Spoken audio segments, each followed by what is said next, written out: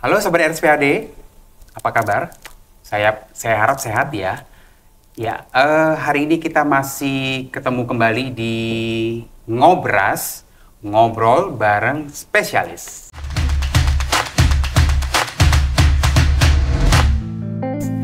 Ya, topik kita di hari ini adalah infeksi paru, bagaimana gejalanya dan bagaimana pencegahannya. Ya, perkenalkan dulu saya Dr. Jimmy, spesialis paru, dan narasumber kita hari ini adalah Dr. Ratna, spesialis paru. Tepuk tangan dulu. Oke. Apa kabar dokter? Baik. Baik ya dok. Ya, semoga topik kita ini tidak kita alami ya dok ya sebenarnya sebagai dokter paru ya. Tapi siapa yang tahu kita juga kena infeksi paru ya dok. Makanya siapa saja bisa terkena penyakit seperti yang kita bahas pada hari ini di Ngobras. Oke dokter Ratna, ya kita ini mau tahu dok, sebenarnya apa sih dok yang dimaksud dengan infeksi paru itu dok? Baik dokter Jimmy, per definisi infeksi paru itu adalah gangguan peradangan pada organ paru. Itu bisa disebabkan oleh virus, jamur, ataupun bakteri. Ya, jadi organ tubuh bisa kena parenkim atau mungkin saluran nafas juga bisa. Begitu dokter Jimmy. Ya.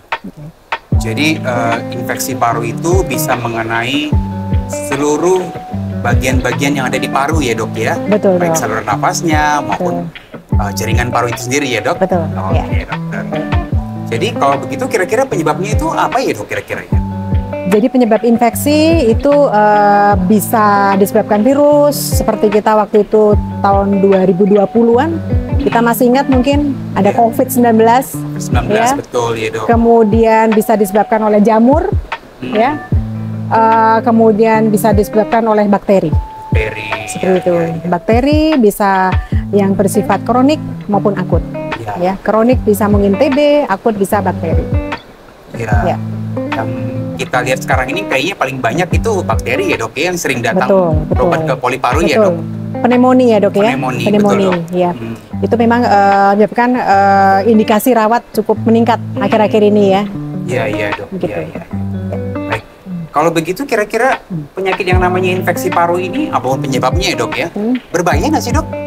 Tentunya berbahaya ya dok ya. Kalau tidak diobati, apalagi apabila pasien tersebut mempunyai komorbid ya atau faktor pemberat, ya itu kalau tidak diobati bisa menyebabkan makin memberat penyakitnya. Bisa terjadi gagal nafas ya dok ya. Betul, ya, dok. Bahkan pasien sampai dirawat di ICU. Kedua bisa menjadi infeksi berat, sepsis, sehingga perlu penanganan lebih lanjut. Dan ketiga, dan mungkin ini tidak diharapkan ya, bahkan bisa terjadi kematian. Iya. Jadi pentingnya untuk mengatasi atau mengobati komorbid juga ya dok ya. Supaya tidak terjadi infeksi paru juga ya dok ya. Perlu diperhatikan mungkin komorbid, kemudian pada lansia, dan mungkin pada anak-anak juga. Seperti itu perlu diwaspadai. Karena berbahaya ya dok. Berbahaya, seperti tadi yang saya sebutkan. Ya baik. Kemudian gejala-gejalanya apa aja sih dok yang bisa menyertai infeksi paru ini dok? Jadi karena yang diserang paru, tentunya pasti gejala utama bisa sesak nafas ya dok ya. Sesak nafas, kemudian kedua batuk tentunya ya. Batuk bisa timbulnya dalam keadaan akut maupun kronik ya. Kemudian bisa juga ada keluhan nyeri dada dok. Nyeri dada. Ya, nyeri dada. Kemudian bisa demam. Ya. Bahkan kalau berat bisa terjadi penurunan kesadaran. Seperti itu. Jadi gejala-gejalanya banyak ya dok ya ternyata. Ya. Jadi nggak hanya gejala-gejala yang menyangkut pernapasan saja. Ternyata gejala-gejala di luar pernapasan juga ada ya dok. Tadi seperti nyeri dada, demam gitu ya dok.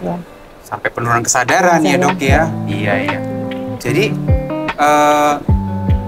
kira-kira komplikasi apa aja sih dok yang bisa terjadi ketika seorang itu terkena penyakit infeksi paru gitu dok?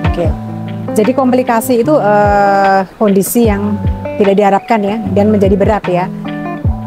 Pada pasien misalnya mempunyai penyakit dasar asma, kemudian pasien ini juga menderita juga infeksi paru, misalnya pneumonia. Pneumonia tidak kita manajemen dengan baik, asmanya pun bisa makin memberat, ya. Serangannya bisa menjadi makin berat. Kemudian kedua pada penyakit paru obstruktif kronik atau PPOK, dok. Ini biasanya pada pasien dengan perokok berat, indeks Friedman berat, kemudian biasanya laki-laki ya. Kemudian pada lansia. Nah itu seandainya ada infeksi juga tidak kita atasi dengan baik, nah itu bisa menjadi memberat, ya. Kemudian kondisi memberat, infeksi memberat. Nah itu yang kita khawatirkan karena bisa sampai pasien dirawat di intensive care tentunya, ya. Kemudian pada kasus-kasus lain, misalnya penyakit virus juga, ya, itu tentunya juga kita harus waspada juga. Kita harus tetap manajemen dengan baik supaya tidak makin memberat karena kita khawatir tadi ujung-ujungnya bisa terjadi perawatan di intensive care, seperti itu. Jadi memang harus diatasi dengan baik. Iya. Jadi ternyata penyakit infeksi paru ini yang disebabkan oleh virus bisa memberat juga, mungkin jadi infeksi bakteri ikut-ikutan gitu kali dok, kalau maksudnya ya dok? Bisa, jadi istilahnya menjadi ada infeksi sekundernya ya dok ya. Jadi ada mix infection, infeksi bakteri ada dan infeksi virus juga ada, seperti itu. Seperti yang kita sudah lewati tentang pneumonia karena virus COVID ya dok ya. Itu banyak sekali yang ikutannya adalah infeksi bakteri juga ya dok ya. Betul, ya dok. Ya. Kemudian apa-apa saja nih dok penyakit-penyakit yang bisa kita golongkan sebagai penyakit infeksi paru ini dok? Oke, jadi kalau misalnya menyerang ke parenkim ya dok, itu bisa terjadi namanya pneumonia. Ya, pneumonia itu kalau dari masyarakat mungkin namanya pneumonia komunitas. Tapi yang didapat dari rumah sakit bisa terjadi pneumonia hospital pneumonia, ya. Kemudian bisa terjadi kalau infeksi kronik, ya, bakterinya juga yang kronik yang khusus itu bisa terjadi infeksi TB ya dok. Kemudian ketiga, misalnya pada bronkus bisa terjadi juga bronkitis, ya, bronkitis akut seperti itu. Kemudian kalau virus ya dok, itu masih kita ingat, mungkin masih segar dalam ingatan kita ya. Ada COVID-19, seperti itu sih. Mungkin salah satunya itu aja sih. Ya mungkin juga kalau penyakit yang tadi karena jamur seperti kata dokter tadi di awal, itu juga bisa digolongkan sebagai infeksi paru juga ya dok? Bisa, jamur juga bisa, namanya mikosis paru ya. Itu perlu diwaspadai pada pasien dengan penurunan daya tahan tubuh ya. Itu bisa terjadi pada pasien yang menderita diabetes, ya. Kedua, pasien dengan autoimun, ya. Ketiga, pasien dengan penurunan daya tahan tubuh atau HIV, seperti itu. Harus diwaspadai, seperti itu. Jadi mungkin kalau infeksi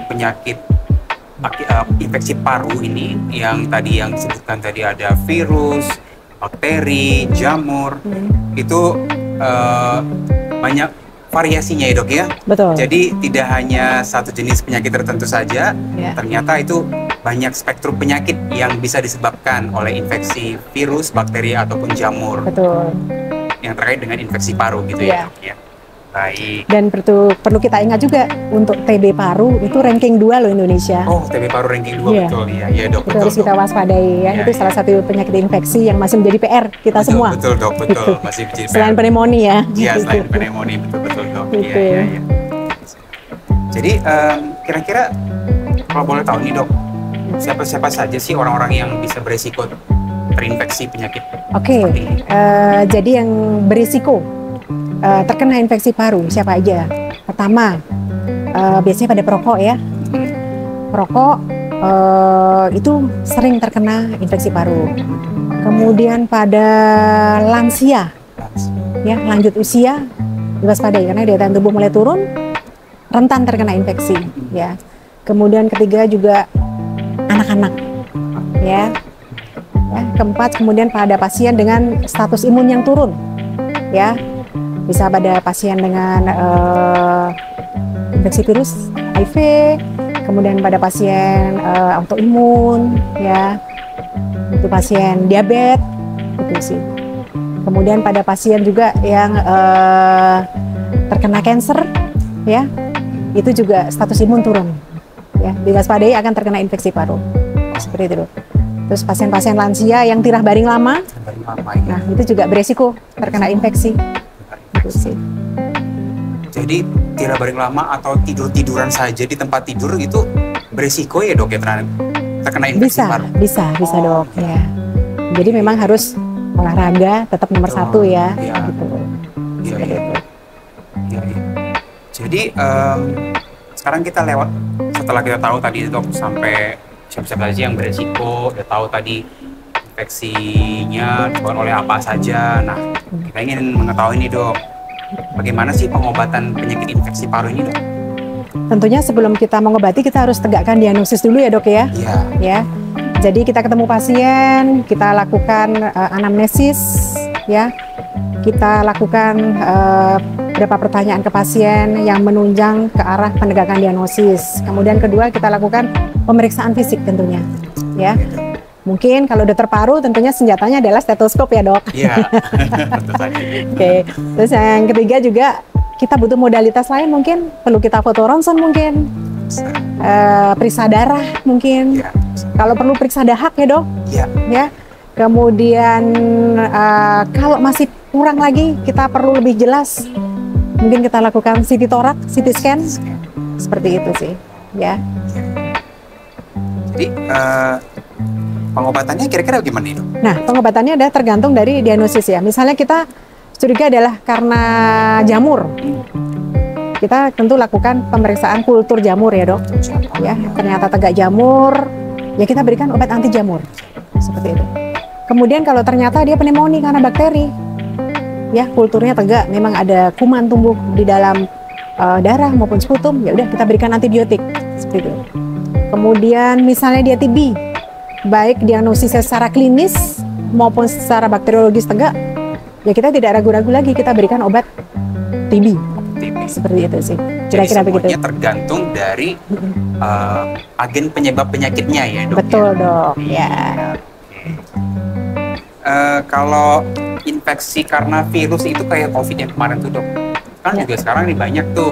Ini kan lagi musim hujan ya dok ya, perubahan musim ya. Banyak sekali nih orang-orang atau pasien yang datang ke poliklinik kita paru yang mungkin awalnya mereka itu menderita mungkin gejala-gejala infeksi virus kali ya dok ya, yang tidak mengganggu, yang cuman batuk pilek seperti itu dok, yang sering kan menyebabkan virus. Kemudian lama-lama karena tidak diobati, tidak mungkin karena tidak beristirahat dengan baik gitu ya dok, gizinya juga kurang, kekebalan tubuh turun, terkena jadi pneumonia dok, infeksi bakteri. Jadi supaya tidak jadi seperti itu dok, tidak memberat gitu penyakitnya, apa sih dok pencegahan yang bisa dilakukan di rumah nih supaya tidak terkena infeksi paru dok? Berarti upaya pencegahan ya. Yang normatif sih sebenarnya selalu ada ya dok ya. Misalnya pola hidup bersih sehat ya, PHBS. Ya.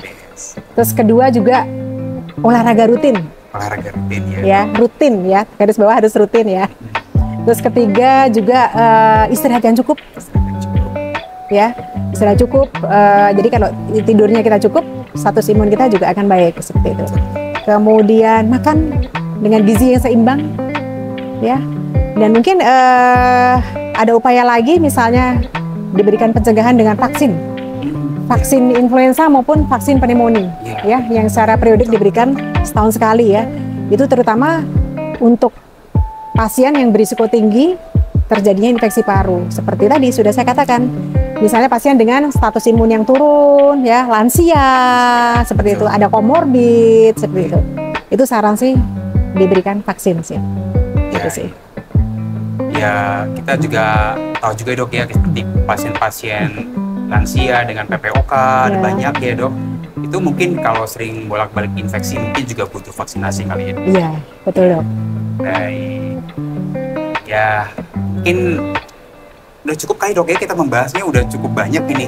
Jadi tinggal sobat-sobat RSPAD di rumah.